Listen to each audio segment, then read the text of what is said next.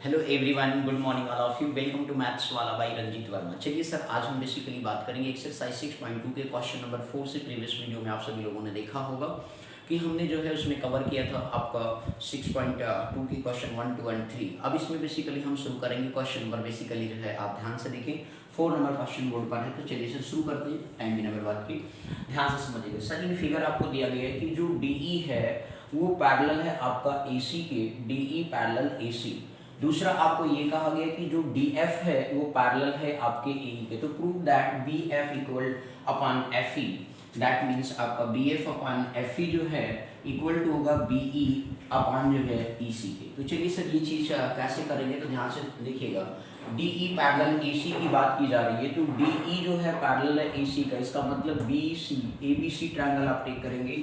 तो यहाँ पे ध्यान से समझिएगा, तो इन ट्रायंगल आप जब बात करें सर ABC में, तो उस पर्टिकुलर केस में ABC में आपसे पहला पॉइंट ये कहा गया है, सॉल्यूशन पार्ट ध्यान से समझिएगा, बहुत ही आसान क्वेश्चन है सर। इन ट्रायंगल ABC में आपसे ये कहा गया कि जो DE है वो पैरेलल है किसके, AC के। तो मेरे भैया जब DE पैरेलल होता है AC के, तो BPT थ्योरम कहता है कि उनका बेसिकली जो रेशियो होता है, जैसे BD अपॉन AC, आप ऐसे लिख सकती हैं कि BD अपॉन जो है AD इक्वल टू आपका होगा मीन्स जो है BE अपॉन EC के। किसके होगा सर, BE अपॉन EC के होगा। ये आप एक बाय लिखेंगे BPT थ्योरम। क्या लिखेंगे सर जी, BPT theorem, basic proportionality theorem से। ओके, अब इसके बाद में इसे आप इक्वेशन नंबर 1 टेक करेंगे, आगे दूसरा टेक करेंगे सर इन ट्रायंगल। अब ये कह रहे हैं सर DF, ध्यान दीजिएगा, जब DF जो है पैरेलल है आपका AE के, DF जो है पैरेलल A के, उस केस में आप ट्रायंगल लेंगे ABE। क्या लेंगे, इन ट्रायंगल ABE में जब आप सर बात करेंगे ABE में, उस पर्टिकुलर केस में आपका अगेन BD अपॉन AD जो है सर जी, BD अपॉन क्या होगा सर AD। अब इस केस में आपसे कहा गया है कि DF पैरेलल है AE के, तो देन आप लिख सकते हैं BPT थ्योरम से BD upon AD equal to BF upon, आप क्या लिख सकते हैं सर, FE लिख सकते हो, या हाँ FE आपका बोलो क्लियर होगी सर जी। यहाँ पे क्या लिखेंगे, by BPT theorem, basic proportionality theorem. इसी क्वेश्चन नंबर आप क्या मान लीजिए, सेकंड में। अब सर आप इक्वेशन 1 एंड 2 को ध्यान से देखें, वॉच करें, तो आप देखिए sir left hand side BD upon AD क्या है सर, सेम है। तो इस तरीके से आप कह सकते हैं कि राइट हैंड साइड भी आपस में क्या होगा, इक्वल होगा। तो इस तरीके से लिखेंगे from equation first and second. क्या लिखेंगे sir, from equation first and second. बोलो मेरे भाई आ रहा समझ में, कुछ बस कहानी बनाना है। तो इस तरीके से आपके पास आ गया कि बेसिकली जो BE है, BE upon EC is equal to BF upon क्या आ गया sir ji, BF upon FE। बोलो सर समझ में आया कि नहीं, आप ध्यान से देख सकते हैं। जो चीज प्रूफ करना था तो आप लिख देंगे हैंस प्रूफ। बोलो क्लियर हो गया मेरे भैया लोग, कोई दिक्कत इसमें, आगे अच्छे से। तो इस तरीके से बेसिक प्रोपोर्शनलिटी थ्योरम का क्या करते हैं, हम यूज करते हैं। ओके, कहीं डाउट हो तो कमेंट सेक्शन में जरूर लिखना। ओके, चलिए सर नेक्स्ट क्वेश्चन की तरफ फर्दर मूव करते हैं, ध्यान दीजिएगा सर। बहुत ही अच्छे अच्छे क्वेश्चन है, बस आपको कायदे से सीखना है BPT थ्योरम कैसे यूज करते हैं, बस ये ध्यान रखना है मेरे भाई लोग, परेशान बिल्कुल नहीं होना है। ओके, चलिए नेक्स्ट क्वेश्चन की तरफ फर्दर मूव करते हैं, ध्यान से समझते जाएं और सीखते जाएं, ठीक है ना। क्वेश्चन नंबर 5 है आपका। क्वेश्चन नंबर 5 में आपसे क्या कहा गया, ध्यान से समझिए। आपसे ये कहा गया इन फिगर DE पैरेलल। तो सर ये फिगर दे रखा है, तो फिगर हम लोग पहले बना लेते हैं। PQR एक ट्रायंगल आपको दे रखा है सर जी इस तरीके से। तो जब आपको डायग्राम दिया है तो आप तुरंत क्या करेंगे सर, डायग्राम बना लेंगे। ओके, PQR ट्रायंगल दिया गया है, इसमें आपका जो है एक बेसिकली पॉइंट इस तरीके से, आपका ये क्या पॉइंट है सर, O पॉइंट है। कौन सा पॉइंट है सर, O। अब O से जो है फिर इसके बाद PO को P से क्या किया सर, ज्वाइन कर दिया है। ओके, अब फिर इसके बाद अगेन इन्होंने क्या किया सर, EF पॉइंट लिया है। EF इन्होंने क्या लिया सर जी, पॉइंट लिया है। ओके, इसके बाद जो है फिर इन्होंने अगेन एक अनदर पॉइंट जो है सर D, इस तरीके से इन्होंने टेक किया है। एक अनदर पॉइंट है आपका D सर, क्लियर, ये आपका D पॉइंट हो गया।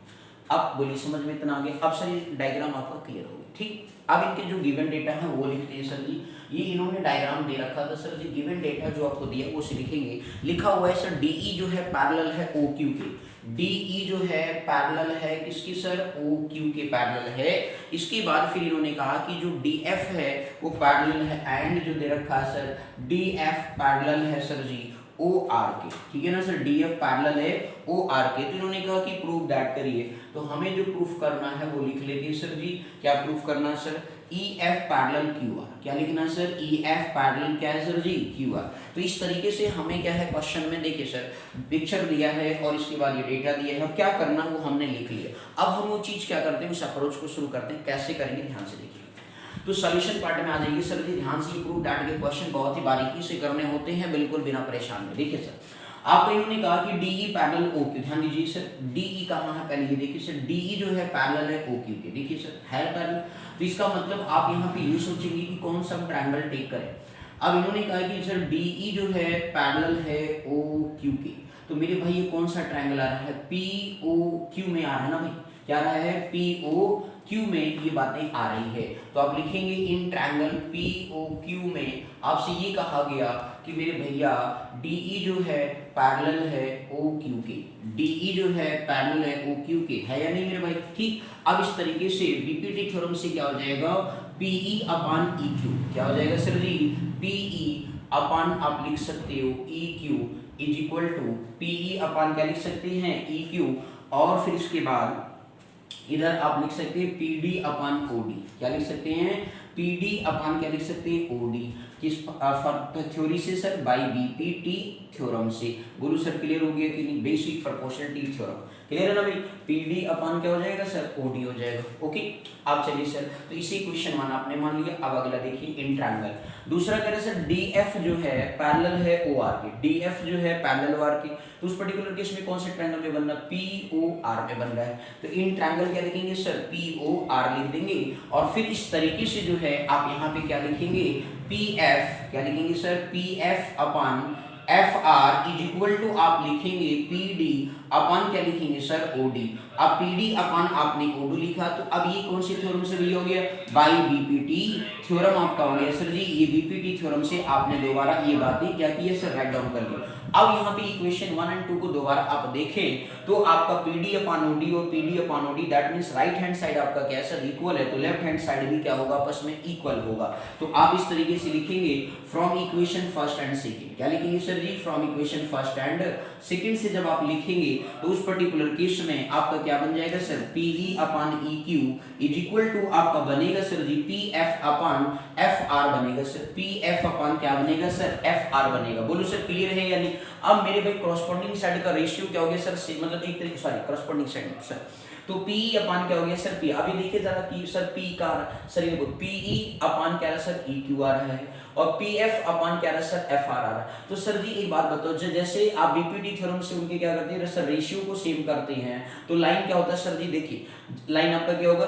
मींस आपका पैरेलल मींस क्या हो जाएगा? पैरेलल हो जाएगा। कौन सा सर? ई एफ पैरेलल क्या हो जाएगा? क्यू आर हो जाएगा। ये बेसिकली बीपीटी थ्योरम का क्या है? Converse theorem. आगे बस समझ में, तो by converse theorem of BPT. बोलो क्लियर हो गया सर जी? इसलिए लिखेंगे नाउ आप इस तरीके से कि ई एफ जो है पैरेलल है सर किसकी? क्यू आर के हो गया, और इस तरीके से लिखेंगे by converse theorem of BPT. क्या लिखेंगे सर? उसका उल्टा हो गया ना भी, तो बाय कन्वर्स थ्योरम से बोलते हैं by converse theorem of BPT. आप इस तरीके से क्या करेंगे सर? राइट डाउन कर देंगे। बोलो सर समझ में आ गया कि नहीं? देखो ये प्रूफ करना था कि नहीं करना था?